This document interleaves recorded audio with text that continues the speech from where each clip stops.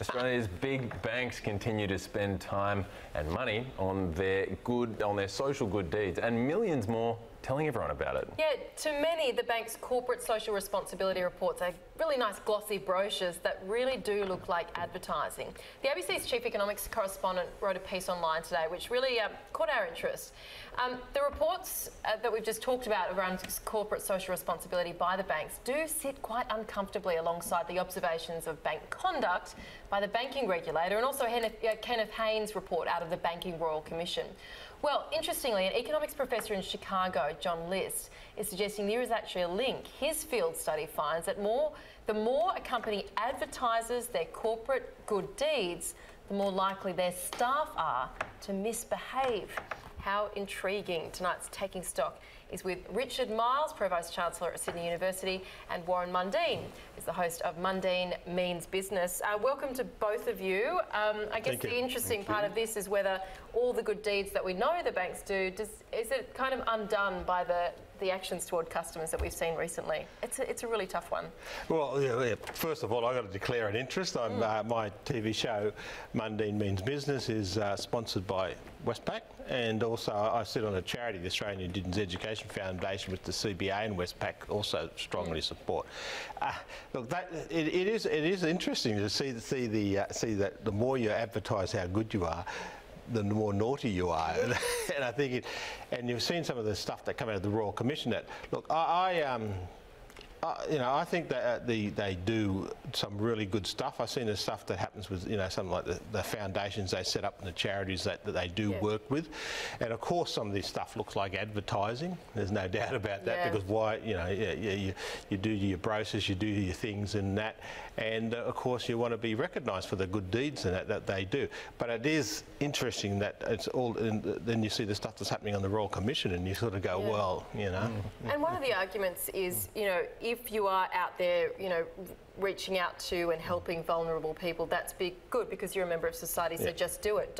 You don't have to spend millions advertising it. Is that where the issue is? Maybe. You do the good, but just accept that that's part of being part of a nice functioning society that looks after each other. I mean, I'm going to say something a little bit unfashionable, because I know it's very fashionable to bash all the banks at the moment. But actually, Warren's right, some of them do some really good work.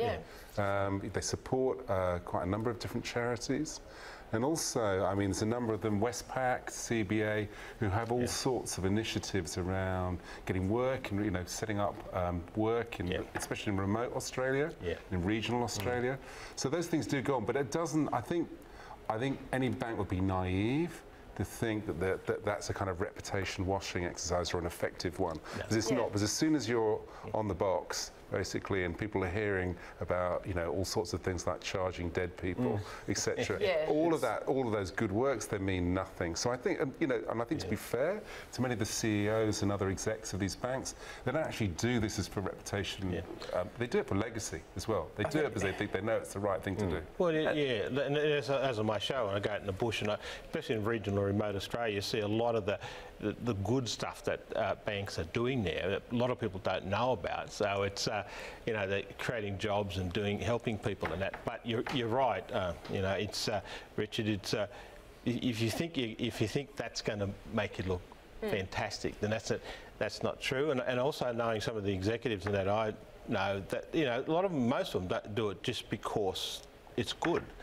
We've built a legacy. We're helping these Aboriginal kids, for instance, that I'm involved in, get an education and go off to university and that's supported by banks. And they don't do that just because they want to get that we're wonderful people and that. They do it because they actually think that helping Aboriginals get educated, get to university and continue on and build a career for themselves is a country changer. A hell of a lot of volunteering goes on. I think, look, to be fair, I don't think there's any doubt that the banks do a lot of good in the community. I suppose it comes down to a shouting contest in the end, because the banks are out there shouting about how good they are, NAB saying, it's more than money, Westpac saying we do all this great work. They all do. And then the news media, meanwhile, is doing its best to shout out what's been going on at the Royal Commission. And there's this kind of absolute difficulty, because there's only so much reach that you can get. We know that journalism is having having a bit of a hard time. We know that the marketing spend of these banks is enormous, far-reaching and relentless, and it's not going to stop.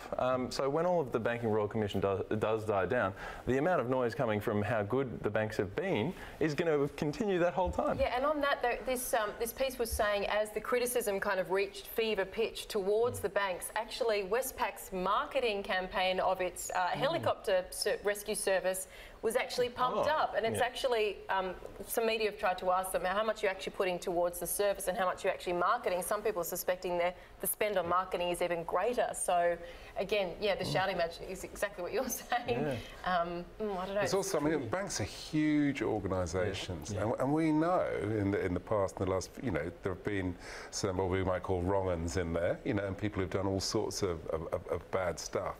But we know that's not all of them, and I'd reiterate, banks do some good work in the community. There's no doubt about it. And that's like you look. We're probably talking about the top 4 banks, but there are other banks out there that the medium sizes and that who do also do a lot of good charity work, and you notice they're not the ones being dragged around by the Royal Commission either. So so it's, look, the study's quite interesting. I find it interesting. So that the gooder you are, the badder you are. But you think about history. Okay, it's full of real tycoons who've done some terrible stuff, giving massive amounts of money into philanthropy. I mean, look at philanthropy in the US. I mean, there some of the characters that have given millions and millions of bucks. Actually, I'm thinking of Pablo Escobar right now. Well, wow. Yeah, let's go straight to the. I've really dragged it right there. Pablo Escobar, the famous CEO banker. Captain of industry. That's why he was able to command the crowds. He was so in communities. He was so giving, and he was in there giving them housing and giving them money, and it's the same way. Because I've been so good here, I can be so awful over here. That's right. And somehow it balances out. But America has those interesting things. You see all those universities, all massive, like Duke University, that come from tobacco, and then you got all these other areas. You see, they have a totally different philanthropic approach to the Americans. We're miles behind that here. I also wonder if it is a bit of an Australia. I mean, this study wasn't necessarily about Australia, but it's almost still the tall poppy syndrome we have to do good, but we don't need to hear about it. Keep that to yourself. And that is a problem, I guess, with philanthropy more broadly, that people aren't encouraged to speak out, and for that to be something that breeds. Philanthropy breeds more philanthropy. I agree. I mean, I think one of the issues is that nobody really knows the true cost of, for instance, higher education. So I used to hear people say to me, "Oh no, my taxes, they cover everything around this," and you go, "No, they don't actually." And so actually, you're probably being subsidised by people whose children aren't going to university who are paying taxes. And so there's a sense in which, and it's not a popular political debate to have, to actually say this is how much things really cost. And also some things you can't avoid advertising, like you talked about the Westpac rescue service. Well, how are you going to tell people about the rescue service and the stuff it does without... So you sort of get caught up in that bit of a bind, and they've done that for decades now, from my memory.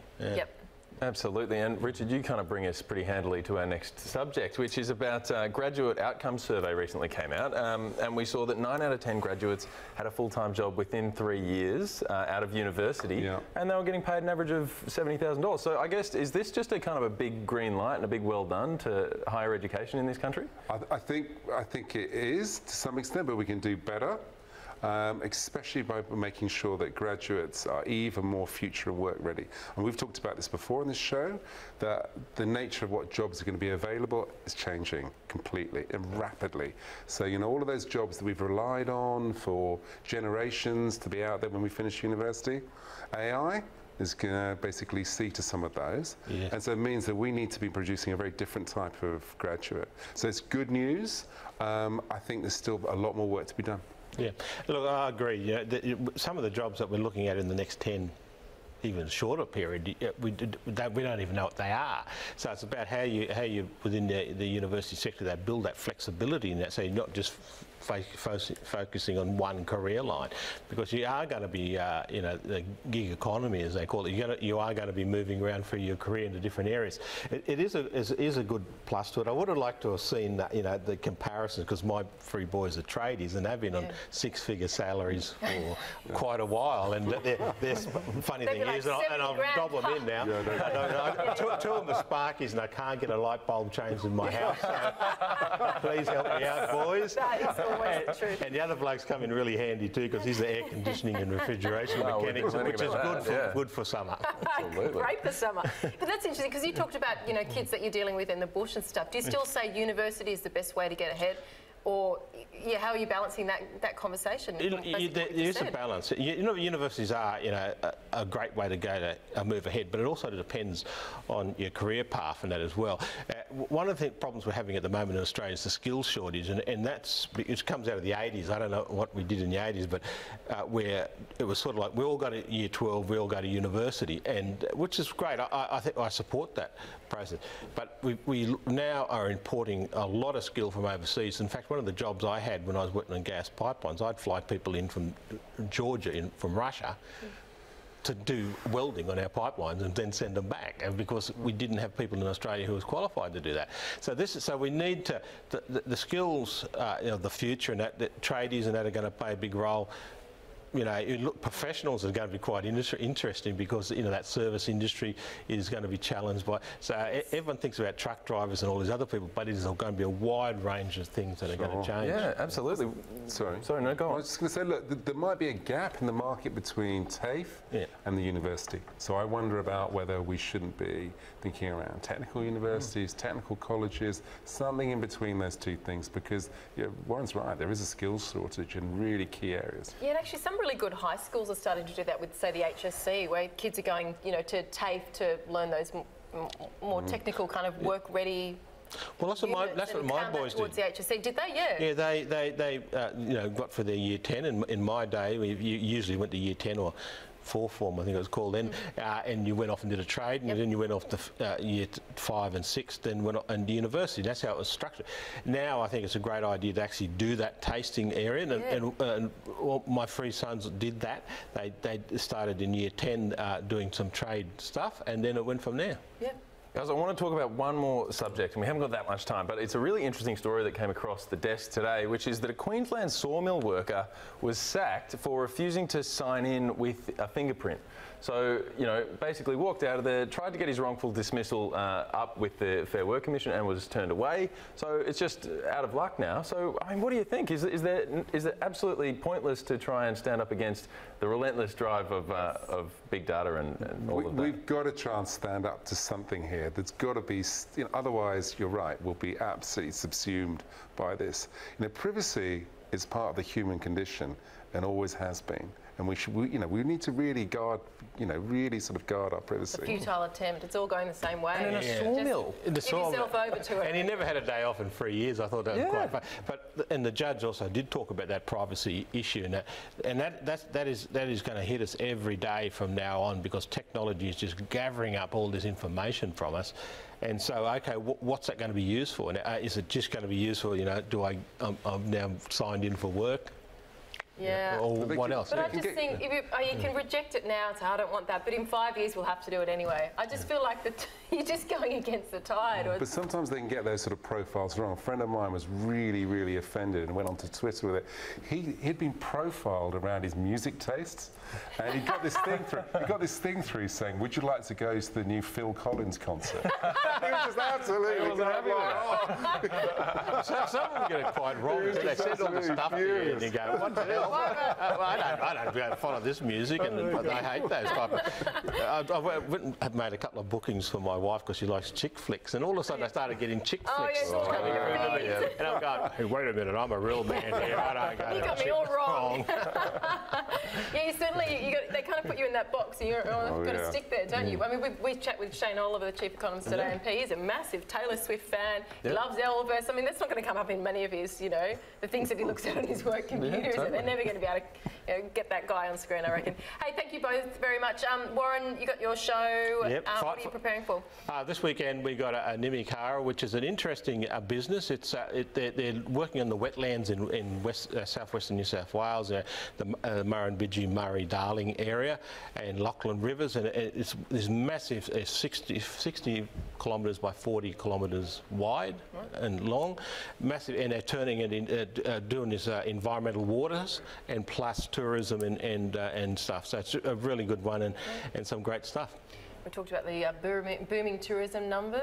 Unfortunately, that's another one too. That's another thing we're doing is on some of the Indigenous tourism conference, which was held in Lorne last week. So that's going to be one of the highlights as well. So that's North Queensland. No, it's in Victoria.